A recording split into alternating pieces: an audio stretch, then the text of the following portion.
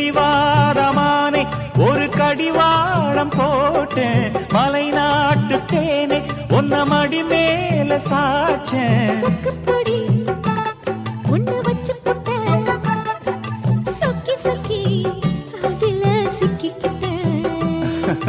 கிச்சிலி சம்பா குத்தி எடுத்தே மொச்ச குழம்பும் வச்சு எடுத்தே ஆமாடி அதுக்காகத்தான்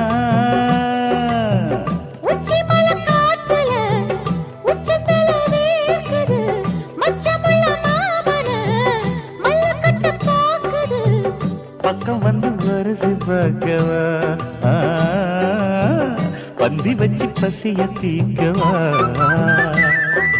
கிச்சிலி சம்பா